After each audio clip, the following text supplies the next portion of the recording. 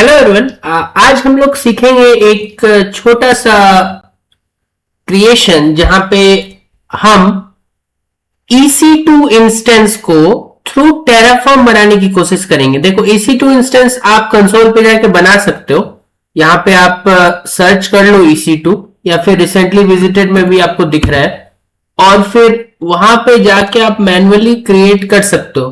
But इसमें कुछ restrictions है कि आपको बहुत सारा मैनुअल काम करना होगा, जैसे क्लिकिंग द इंस्टेंस एक्सेट्रा।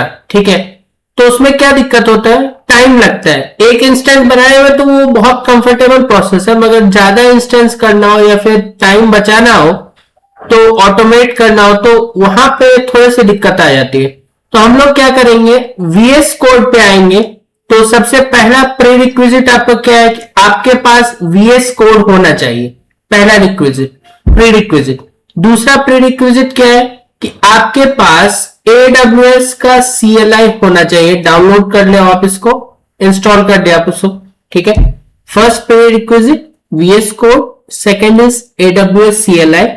तीसरा है, क्योंकि हम टेराफॉर्म के द्वारा करने वाले हैं तो टेराफॉर्म डाउनलोड करके उसको ऐड टू पाथ करना जरूरी है कि कहां पे आप बना रहे हो उस ड्राइव में उसको ऐड टू पाथ कर दे, जो कि आप आराम से कर सकते हो। सर्च बार में जाके एनवायरमेंट वेरिएबल सर्च करें, पाथ में जाए और जहां पे भी है वो लोकेशन डाल के ऐड टू पाथ कर दे। ये तीन काम करने के बाद चौथा काम आपको करना होगा AWS कॉन्फ़िगर, जहां पे एक छोटा सा आप पहले तो किसी भी एक एम्प्टी फोल्डर में खोल लो जहां हम प्रोजेक्ट बनाने वाले, और एडिट में जाके सॉरी टर्मिनल में जाके यहां पे फिर आप एक कमांड डाल सकते हो AWS कॉन्फ़िगर, और फिर ये आपको तीन चार चीजें मांगेगा, जैसे आपके एक्सेस की और टाइप, फाइल टाइप, कौन सा रीजन चुनना चाहते हो, तो वो आप यहां से देख सकते हैं। जो हमारा मैनेजमेंट कंसोल होता है वहां पे ही आपको अकाउंट के अंदर सिक्योरिटी क्रेडेंशियल्स मिल जाएगा। वहां पे आप एक्सेस की क्रिएट कर ले टेम्पोरली। कोशिश करें कि वो IAM के अंदर हो, अदरवाइज अगर आप रूट के अंदर करते हैं तो AWS खुद बोलता है कि that is not a good practice to have. ठीक है, तो इतना काम अगर आप कर लेते हैं तो फिर हम लोग डायरेक्टली कोड पे आते हैं कि हमें लिखना क्या है। देखो, पहला एक फाइल बना सकते हैं, आज बेसिक रखेंगे। main.tf नाम से एक फाइल बना लेते हैं, और उसके अंदर अगर आएंगे तो सबसे पहला चीज जो आपको करना होगा, एक तो आप एक्सटेंशंस डाउनलोड कर ले यहां से, HCL का एक्सटेंशन और HashiCorp का एक्सटेंशन, जिससे आपको कोड लिखने में, कोड या फिर जो भी आप स्क्रिप्ट बोले उसको लिखने में बहुत ज्यादा दिक्कत नहीं होगी। जैसे मैं अगर लिखूं यहाँ पे प्रोवाइडर, तो ये डायरेक्टली बता दे रहा है, उसका टेम्पलेट दे रहा है। तो मैं डायरेक्टली AWS लिखूंगा, क्योंकि हम AWS में इंफ्रास्ट्रक्चर क्रिएट करना चाह रहे हैं थ्रू कोड। यहां पे ये मांगेगा आपको रीजन, तो ऐसा भी हो सकता है कि आप रीजन हार्ड कोड करके लिख दे, या फिर इस पर्टिकुलर स्क्रिप्ट में हम लोग तीन चीज यूज करने वाले हैं, रीजन और रिसोर्स के अंदर AMI और इंस्टेंस का वैल्यू। तो वहां पे मैं चाह रहा हूं कि तीनों को ही हार्ड कोड ना करें ताकि हम चेंज कर पाए कभी भी, तो इसको ऐसे ही रहने देते हैं। ठीक है, इसके जगह पे हम लोग वेरिएबल्स बना के लिख देंगे। तो एक तो हो गया रीजन, फिर आते हैं रिसोर्स पे। रिसोर्स पे सबसे पहले तो नेम, तो नेम क्या होगा, AWS अंडरस्कोर इंस्टेंस। अब आप अलग अलग रिसोर्स बनाना चाह रहे हो, जैसे S3 बनाना चाह रहे हो, तो डिपेंड्स ऑन दैट कि S3 में क्या करना है, रिसोर्स का नेम लिखना है, सॉरी रिसोर्स का टाइप लिखना है, तो वो डिफर कर जाएगा। आप डॉक्यूमेंटेशन को रेफर कर सकते हो। और नेम में मैं लिख देता हूं लेट्स से कंप्यूटर। ठीक है, कुछ भी नेम लिख सकते जो अभी आपको सुटेबल लगे। इसमें बहुत मिनिमम लिखने की कोशिश करते हैं, हालांकि वैल्यूज जब आप मैन्युअली भी बनाते हो तो की पेयर सेलेक्ट करते हो, बहुत सारी चीजें सेलेक्ट करते हो, लेकिन वैसे मिनिमम अगर रखें जो कि जरूरी है देना, दैट इज AMI, जो कि हम अगेन वेरिएबल्स के थ्रू लिखेंगे, इसलिए इसको एम्प्टी छोड़ते हैं फिलहाल। और दूसरा इंस्टेंस का टाइप, ये दो चीज लिख देते हैं। आप की पेयर भी रख सकते हो, वो भी आप चाहो तो AWS में की पेयर बना लो और वहां से आप बस नेम लिख दो यहाँ पे, अदरवाइज आप कर सकते हो, उसको आगे देखेंगे कभी। तो ये दो चीज अगर आपने लिख लिया, अब मैं तीसरा मेरी रिक्वायरमेंट है कि पहले मैं वेरिएबल्स बना लूं जो कि प्रोवाइडर के नीचे एक ब्लॉक में बनेगा। पहला वेरिएबल मैं क्या चाहता हूं रीजन के लिए, तो वेरिएबल एक बना लेते हैं जिसका नाम है रीजन, रीजन ही रखते हैं नाम, ठीक है। वेरिएबल में डिस्क्रिप्शन लिखना जरूरी है क्योंकि आपका कोड अगर स्क्रिप्ट कोड जो भी बोलो, अगर कोई और पढ़े तो उसे पता रहे कि ये वेरिएबल, क्योंकि वो फिर से दोबारा तो इसको लिखेगा नहीं, वो इस पे वैल्यूज ही डालेगा, तो उसको पता होना चाहिए कि कहां पे कौन सा वैल्यू डालना है। तो the name of region in which you are deploying the instance. This can be as much detailed as you can. और डिस्क्रिप्शन के बाद वेरिएबल में एक होता है डिफॉल्ट, ठीक है। हालांकि आप इस पे टाइप भी देख सकते हैं, ठीक है, ऑप्शनल है हालांकि टाइप लिखना, लेकिन लिख सकते हैं आपकी टाइप कैसा है, स्ट्रिंग है या क्या है। तो टाइप मैं फिलहाल के लिए छोड़ता हूं। डिस्क्रिप्शन के बाद एक होता है डिफॉल्ट वैल्यू। अब डिफॉल्ट वैल्यू में आप वो वैल्यू लिखते हैं जो फिर वेरिएबल के साथ ही रहता है। उसके बाद आपको वेरिएबल की वैल्यू नहीं भी अगर आप देते हैं ना, तो डिफॉल्ट वैल्यू लेके चला जाता है। मैं डिफॉल्ट वैल्यू को अभी होल्ड पे रखता हूं, पहले मैं एक बार कंसोल पे जाऊंगा, वहां से फिर मैं डिफॉल्ट वैल्यू आपको क्लियर करूंगा। एक और वेरिएबल बनाना होगा जिसका नाम हम लोग रखेंगे AMI वैल्यू। AMI भी डायरेक्ट रख सकते हैं, ठीक है, लेकिन AMI अंडरस्कोर वैल्यू, ताकि कुछ फील आए कि वेरिएबल हमने बनाया है। यहां पे भी अगर दो चीज, डिस्क्रिप्शन, ठीक है। डिस्क्रिप्शन में हम लोग पहला तो लिखेंगे कि क्या है ये AMI, the ID of the AMI, या फिर value of the AMI, short में ही रखते हैं इस बार। और अगेन डिफॉल्ट में कुछ वैल्यू रख देंगे इसमें। और तीसरा वेरिएबल एक और बनाते हैं इनपुट वेरिएबल में, तीसरा, और वो है हमारे पास इंस्टेंस वैल्यू, इंस्टेंस टाइप, और इसको थोड़ा सा बड़ा करके लिख देते हैं इंस्टेंस टाइप वैल्यू। और इसमें भी दो चीज रखते हैं, एक तो description, the value of the instance type, जो भी टाइप ये हमें बताता है कि कितना उसमें मेमोरी जाएगा। वो फ्री टायर में होना चाहिए क्योंकि मैं फ्री टायर में यूज कर रहा हूं, इसलिए मैं अभी डिफॉल्ट को ऐसे छोड़ रहा हूं, ठीक है। अब जब हमने तीनों वेरिएबल बना लिया तो मेरे लिए इंपॉर्टेंट हो जाता है जानना कि मैं कौन सा रीजन चूज कर रहा हूं, क्योंकि अब तो एक ही चीज बचा है ना बनाने के लिए, वो है आउटपुट। अगेन ये ऑप्शनल होता है। आउटपुट हम लोग क्यों बनाते हैं? आउटपुट वेरिएबल बनाने का एक ही मकसद है कि देखो यहां पे पहले तो आउटपुट बनाना किसके लिए चाह रहे हैं, तो मैं चाह रहा हूं कि इंस्टेंस का सिंपली मैं आईपी देखना चाह रहा हूं, तो इंस्टेंस का आईपी मैं पता कर लूं, ठीक है। या फिर इसको और अच्छे से लिखना चाह रहे हैं तो सो इंस्टेंस आईपी नाम से आप लिख सकते हैं, ठीक है। अब सो इंस्टेंस आईपी मुझे बताएगा। अब इसमें वैल्यू क्या रखें? देखो वैल्यू अपने आप ये लिख के दे देगा। कैसे? देखो AWS आपने इंस्टेंस बनाया, उस इंस्टेंस का नाम, उस इंस्टेंस AWS इंस्टेंस टाइप, उसका नाम है कंप्यूटर, और उसके साथ आप देखना क्या चाह रहे हैं, बहुत सारे ऑप्शंस है, लेकिन फिलहाल हमारा मकसद क्या है, फिलहाल हमारा मकसद है पब्लिक आईपी। तो यहां पे और भी अच्छे से लिख सकते थे आप नेम में पब्लिक आईपी। ठीक है, ठीक है, बस आउटपुट हो गया। अब यहां पे अगर हम एक बार आ जाए मैनेजमेंट कंसोल पे, तो आप देख पा रहे हैं EC2 मैंने सर्च किया तो इंस्टेंस टाइप में आ जाता है। मैंने यूएस ईस्ट 1 रीजन सेलेक्ट किया, डिपेंडिंग ऑन योर रिक्वायरमेंट।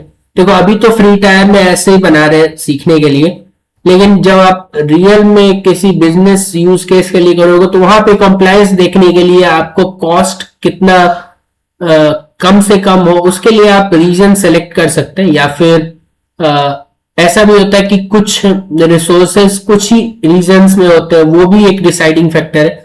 फिलहाल तो मेरा डिसाइडिंग फैक्टर यही रहेगा कि मैं चाहूंगा कि जो भी मेनू वो फ्री टायर में हो, यूएस ईस्ट 1 में हो, क्योंकि नॉर्थ वर्जीनिया उसी में आता है। Free tier eligible equals to 2 का एक अगर मैं फिल्टर लगा दूं तो फिर ये मुझे बता सकता है कि ये लोड कर रहा है और ये बताएगा कि आप इन सब में से कोई एक तो चुन लो। तो कोई भी चुन सकते हो, मेरा कोई अभी हार्ड रिक्वायरमेंट नहीं है, तो मैं ऐसा करता हूं कि T3 माइक्रो के साथ जाता हूं। ठीक है, तो एक चीज तो पता चल गया कि US east 1 as a region लेना है और T3 micro as a instance type लेना है। और इंस्टेंसेस में जाके आप लॉन्च इंस्टेंस में जाके देख सकते हो कि आपको फिर AMI आईडी कौन सा लेना है। तो मैं एक ये वाला कॉपी करके रख सकता हूं, क्योंकि ये मुझे याद नहीं रहेगा तो मुझे कॉपी ही करना पड़ेगा। अब जब ये तीनों चीज, अब ये क्या था बेसिकली, आपके पास जो OS होता है वो, और उसके साथ अगर कुछ एप्स पैकेज आते हैं तो वो सब बना बनाया मिलता है। यहां पे बस आपको सेलेक्ट करना होता है नाम। ठीक है, तो उसी का AMI ID Amazon machine imager, यही इसका नाम है। ठीक है, इमेज जो भी बोले, तो Amazon मशीन इमेज लिखा भी हुआ है, तो उसी का ये आईडी है। तो ये एक यूनिक आईडी होता है जो आपको पहचानने में मदद करता है। तो वापस अगर आए यहां पे तो आप ऐसा कर सकते हैं। देखो मैं यहां पे वेरिएबल बनाने की आवश्यकता नहीं थी, मैं डायरेक्टली AMI इंस्टेंस टाइप और रीजन के जगह पे वैल्यूज डाल सकता था, लेकिन वेरिएबल बनाना एक अच्छा प्रैक्टिस है फॉर द लॉन्ग टर्म। तो अब मैं क्या करूंगा कि इतना लिखने के बाद मैं एक और फाइल बना लेता हूं जिसका नाम मैं रखता हूं टेराफॉर्म .tf_vars। ठीक है, अब terraform.tf_vars में क्या करेंगे हम, इसमें हम वेरिएबल्स की वैल्यू देंगे, और वेरिएबल्स हमें नाम पता होना चाहिए एटलीस्ट। तो पहला वेरिएबल क्या बनाया है हमने, रीजन। तो हम लोग यहां पे लिखेंगे रीजन बराबर क्या था, यूएस ईस्ट 1। ठीक है, देन दूसरा वेरिएबल क्या है, AMI वैल्यू, EMI वैल्यू, इसके वैल्यू कॉपी पेस्ट कर दो। तीसरा है हमारे पास इंस्टेंस टाइप वैल्यू, पूरा लिखने की जरूरत नहीं है। और इसके जगह पे क्या आएगा, इंस्टेंस का क्या था, T3 .micro। ठीक है, यहां पे मैं थोड़ा सा भूल रहा हूं कि इसमें ये आएगा या नहीं।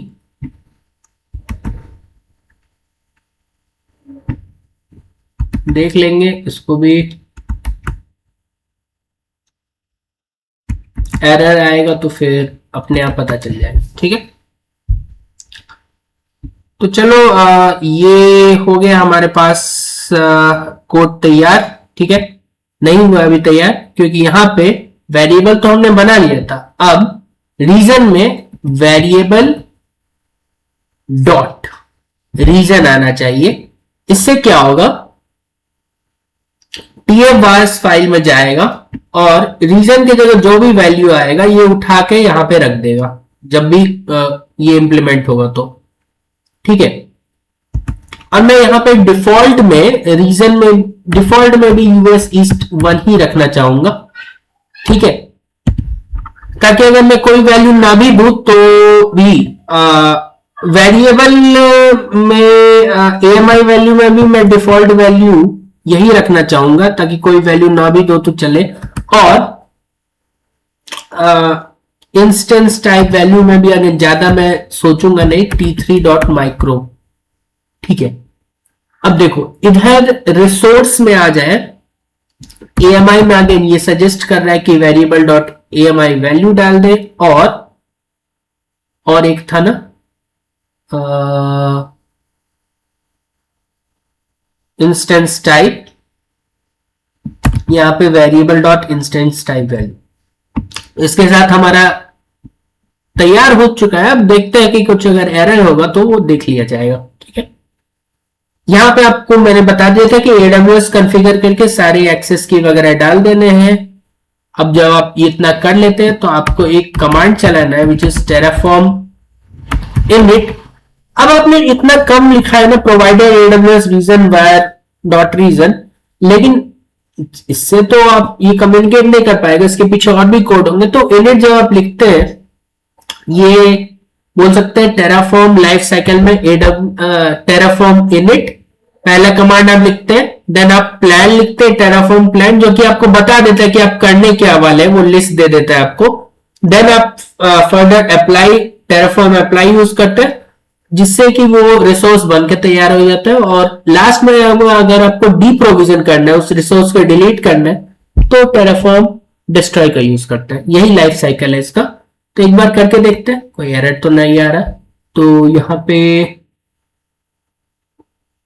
एक एरर आया है, expected start of the expression, but यहां पे कहां पे एरर आया है, इन द लाइन 2।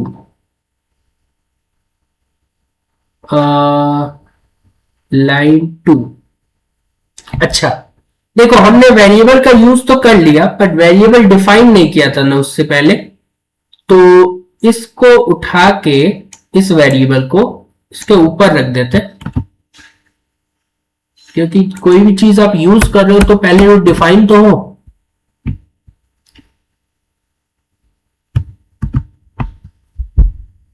एक और बार करते हैं, terraform init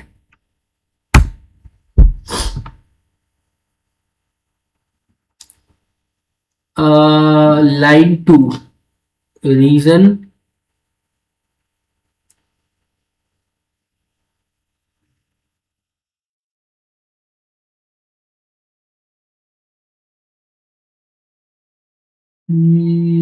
expected the start of an expression but found invalid expression token। क्या ये इसकी बात कर रहा है?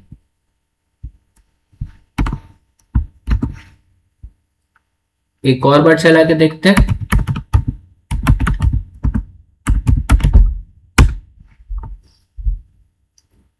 expected the start of the expression but found invalid expression token।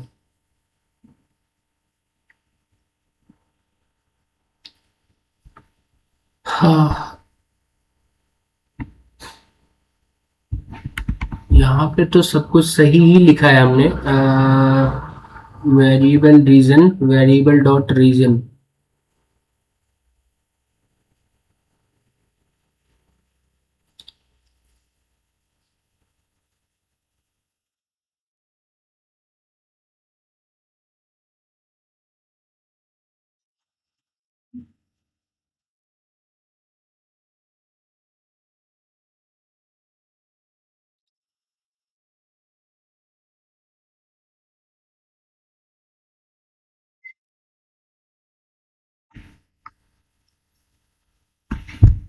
पे क्या एरर आ रही है एग्जैक्टली, एक बार चेक कर लेते हैं।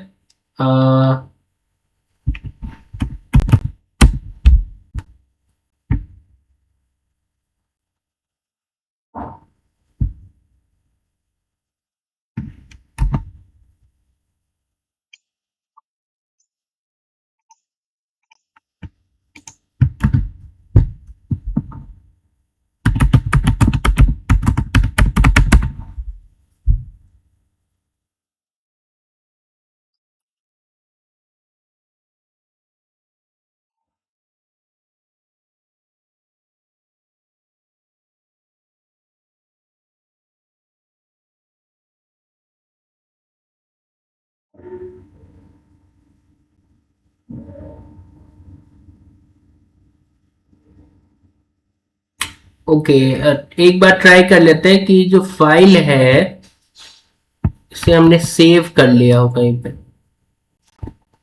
यही हो रहा है। उसको फाइल को सेव सेव तो हो चुका होगा ना। एक बार फिर से चला के देखते हैं, Terraform init.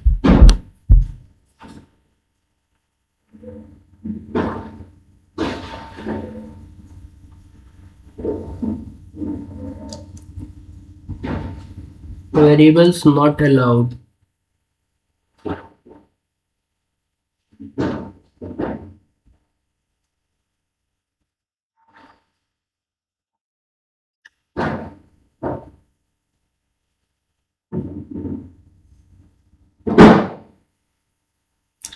Alienating variable AMI default is this.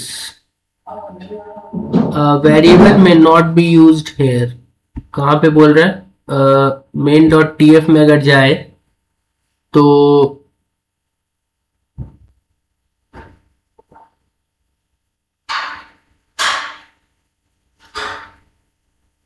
Default value तो हमने डाला है,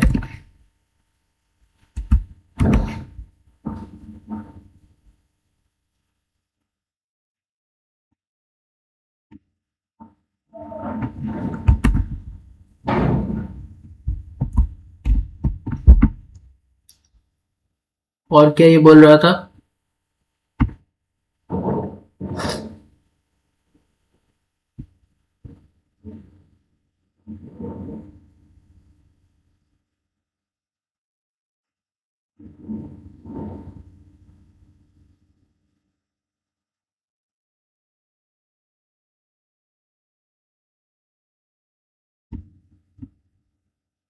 एक बार और करके देखते हैं, Terraform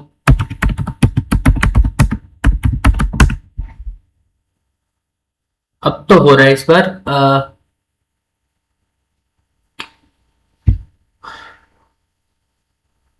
so the first step is going on, जहां पे वो इनिशियलाइज कर रहा है बैकएंड को। हम लोग बैकएंड जब पढ़ेंगे तो वहां पे देखेंगे कि कुछ फाइल्स होते हैं जैसे टीएफ स्टेट, जो कि स्टेट को बताता है, वो टेराफॉर्म को बताता है कि अभी तक हम लोग क्या बना चुके हैं, ताकि वो उसको एज अ रेफरेंस लेके अगला जब आप कुछ क्रिएट करना चाहे या डिस्ट्रॉय करना चाहे तो उसको रेफरेंस मान के वो आगे का स्टेप्स ले। ठीक है, तो अगर हम उसको यही रखना चाहते हैं तो वो खराब प्रैक्टिस है। डायरेक्टली हम उसे गिटहब पे पुश भी नहीं करें, क्योंकि that can contain some security information. तो उसे हम जनरली S3 में रखते हैं अगर AWS की बात की जाए तो वही एक रिमोट बैकएंड। बाकी प्रोवाइडर प्लगइन तो ये ले ही रहा है, और थोड़ा सा टाइम लगता है मेरे में, तो इंस्टॉल कर रहा है हैसीकॉर्प के लेटेस्ट वर्जन को एंड सो ऑन। सो ये पहला स्टेप हो चुका है, इनिशियलाइज तो हो चुका है। अब मैं एक बार प्लान करके देख सकता हूं।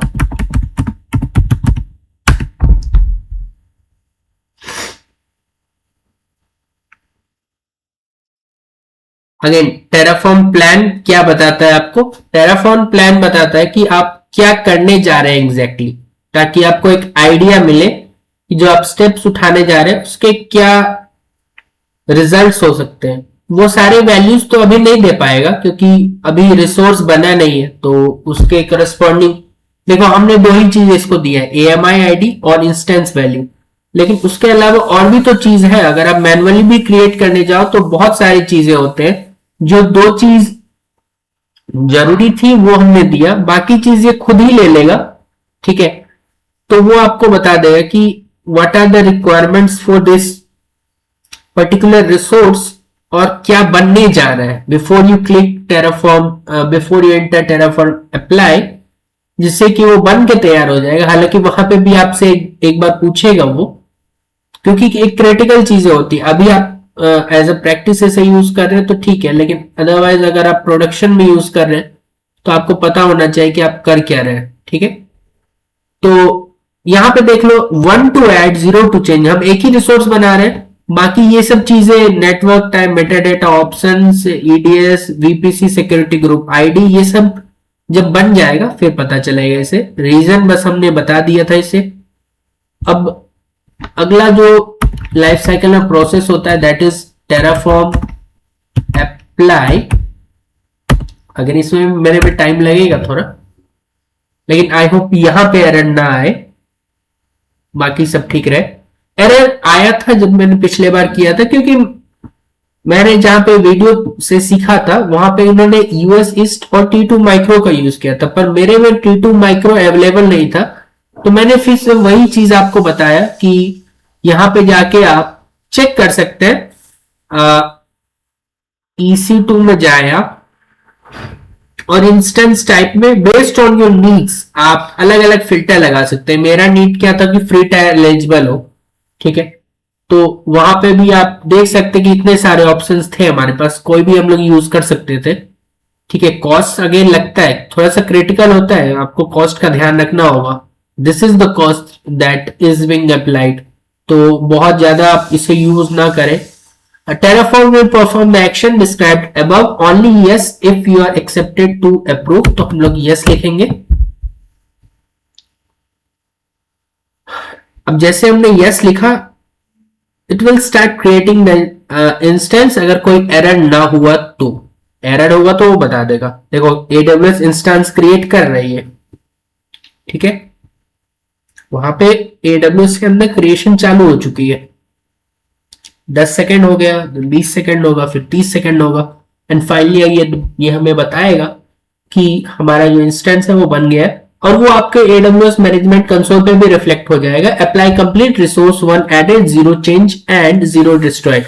तो अगर आप अपने मैनेजमेंट कंसोल पे जाए, इंस्टेंसेस में जाए, देखो इसमें कभी कभी आपको हैरान होने की जरूरत नहीं है। आपने बनाया था यूएस ईस्ट 1 में, अगर आपने रीजन में कुछ और सेलेक्ट किया तो वहां पे आपको 0 इंस्टेंस दिखेंगे, ठीक है। यहां पे भी मुझे नहीं दिख रहा है, एक बार मैं रिफ्रेश कर लेता हूं तो शायद मुझे वो इंस्टेंस दिखने लगे। देखो दिख गया। पर वही मैं एक बार दिखा दे रहा हूं। लेफ्ट से मैंने ओहायो जो कि यूएस ईस्ट 2 है वो सेलेक्ट कर लिया, और या फिर मैंने पहले से सिलेक्ट करके रखा था, कोड में मैंने लिख दिया, और मैं ढूंढ रहा हूं कि मेरा इंस्टेंस कहाँ है। अभी तो इंस्टेंस बना नहीं, और वो इंस्टेंस बन चुका है, वो कॉस्ट लग रहा है, और आप तो निश्चिंत है कि मेरा कोई इंस्टेंस नहीं बना हुआ है, मैं ऐसे ही फ्री बैठू। लेकिन वो बना कहाँ था, यूएस ईस्ट 1 में। तो ये चीज भी मैंने देखा तो मुझे लगा मैं बता दूं। तो ये रिसोर्स यहां पे बन चुका है, ठीक है। इसके अलावा क्या कुछ कर सकते हैं। अच्छा, इंस्टेंस का पब्लिक का आईपी भी इसने दे दिया है, तो ये भी आपको इंपॉर्टेंट है देखना। क्या मैं इसमें जहां पे मैंने रिसोर्स बनाया था, रिसोर्स इधर बनाया था, इसमें कुछ और भी दे सकता हूं क्या? टैग्स अगर मैं देखूं क्या करता है टैग्स, सो इसका मैं सिंटैक्स लेने की कोशिश करता हूं तो GPT instance name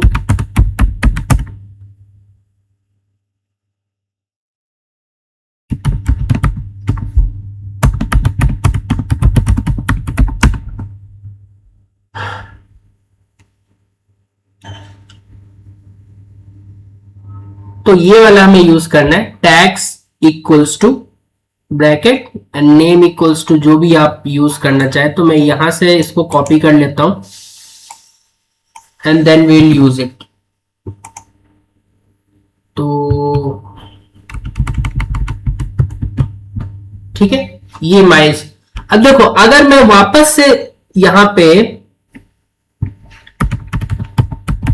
Terraform plan करूं, या फिर डायरेक्टली अप्लाई कर देते हैं, तो ये क्या करेगा? Invalid expression, start of invalid expression token.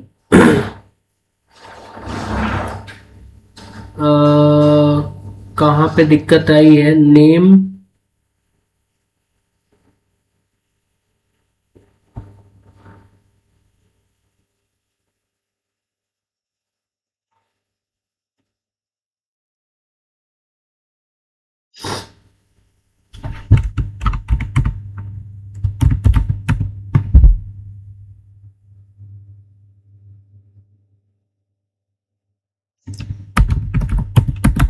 terraform init।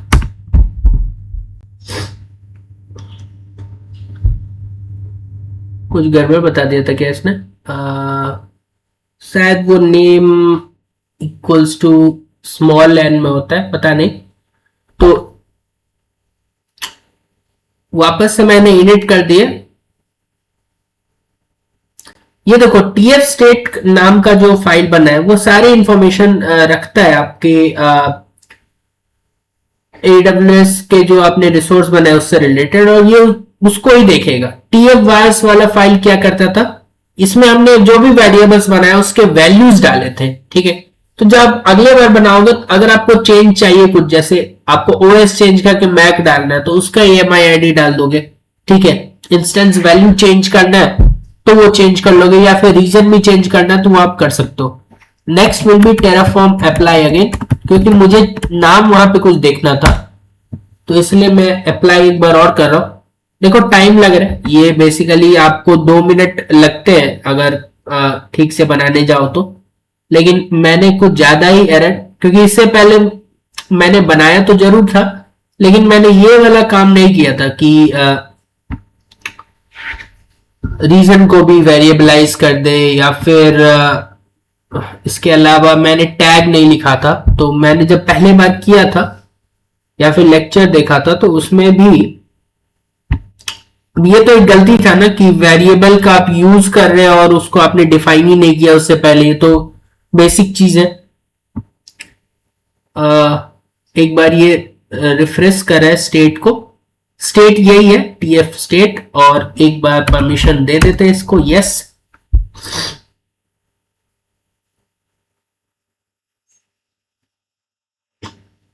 And it will not create it for the second time. जो हमने क्रिएट किया है उसी को ये मॉडिफाई कर रहा है, ठीक है। ये इंपॉर्टेंट है, दोबारा क्रिएट नहीं कर रहा है। अप्लाई कंप्लीटेड, रिसोर्स ऐड नहीं किया है, एक को चेंज किया है, ठीक है। तो अब अगर वापस आए आप अपने इंस्टेंस पे, तो अगर मुझे नेम नहीं दिख रहा था तो थोड़ा सा मुझे नहीं अच्छा लगा, लेकिन अब आई थिंक नेम भी दिखना चाहिए इसमें।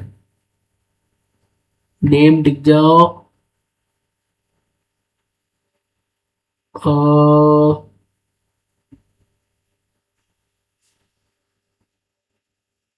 या फिर नेम मैनुअली मुझे ऐड करना पड़ेगा, आई थिंक सो। देखते हैं पूछ के इससे।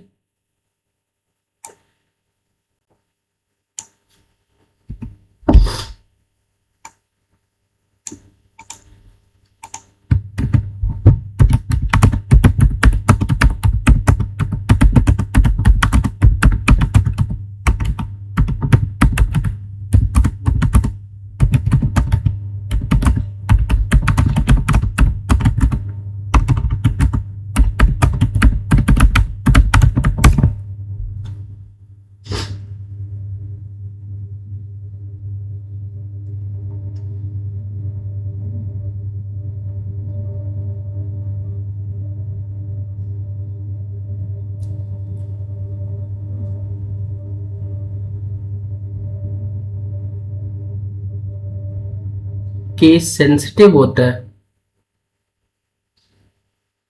अ,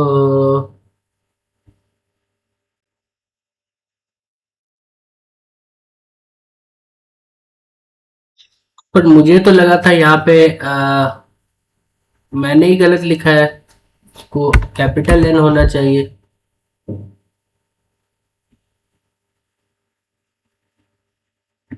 वापस से टेराफॉर्म अप्लाई अगर करे,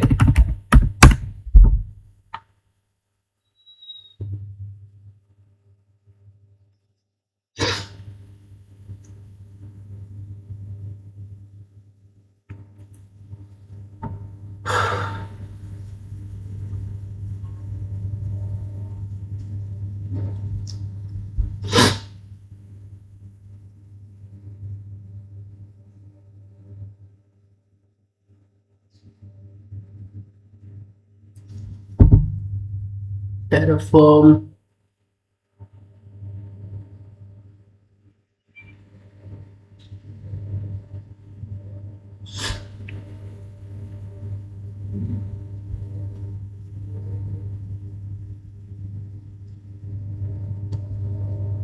आ गया क्या? Refreshing state.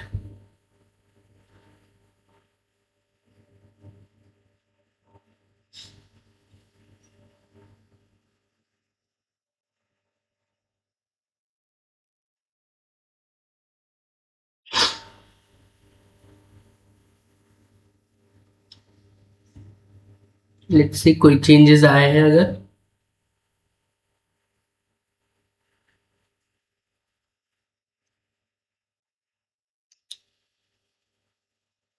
और नेम अभी भी नहीं आया है।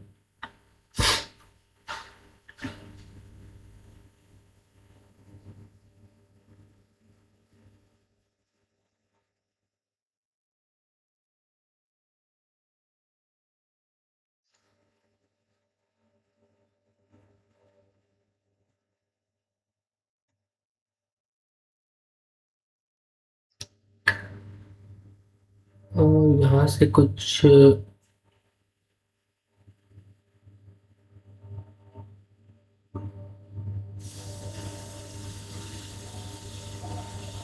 Responsiveness.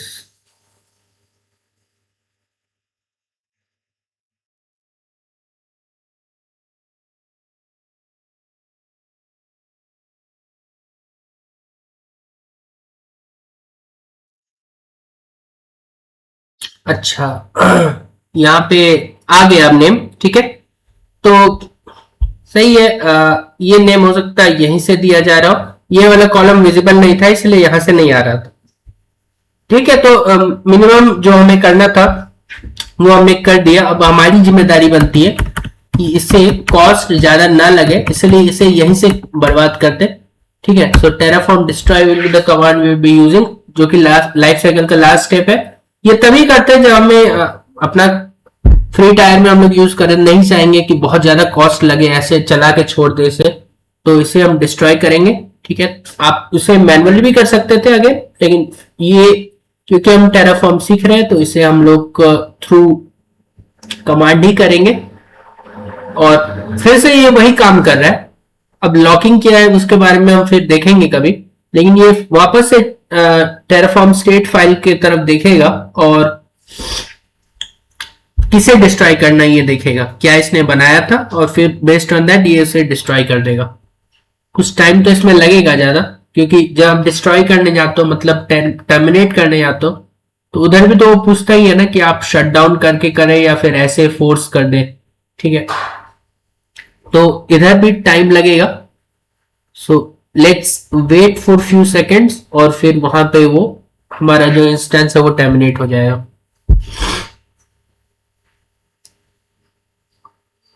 So we have to press enter yes,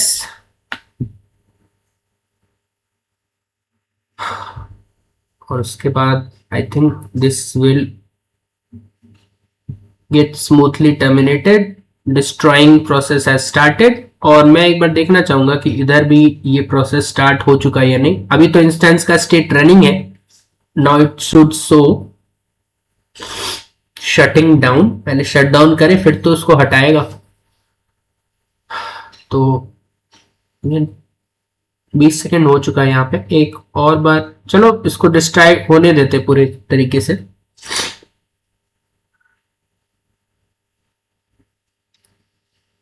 एक बार रिवाइज कर लेते हैं क्या किया हमने। पहले वेरिएबल के लिए रीजन बनाया, ठीक है, फिर प्रोवाइडर बताया। प्रोवाइडर आप अलग अलग यूज कर सकते हैं बेस्ड ऑन योर रिक्वायरमेंट, जैसे गूगल का है या फिर अलीबाबा है, एज्यूर है माइक्रोसॉफ्ट का। ठीक है, उसके बेसिस पे थोड़ा सा उसका नॉलेज होना चाहिए और कुछ नहीं, क्योंकि जो भी आप रिसोर्स यूज करोगे वो उसका नाम वेरी करता है एज पर आप जो भी प्रोवाइडर यूज कर रहे हो। दो तरीके के इनपुट देखे हमने, वेरिएबल्स, दो तरह के वेरिएबल्स देखे, एक इनपुट एक आउटपुट। इनपुट का मतलब समझ में आ गया कि हार्ड कोड नहीं करना है तो इनपुट वेरिएबल यूज करो। आउटपुट वेरिएबल लास्ट में हमें दिखाता है कि उसके आईपी क्या थी। डिस्ट्रक्शन कंप्लीट हो गया। आप एक बार देख सकते हैं यहां जाके कि आपका जो इंस्टेंस है now it has got terminated and you will not have to pay for it now. तो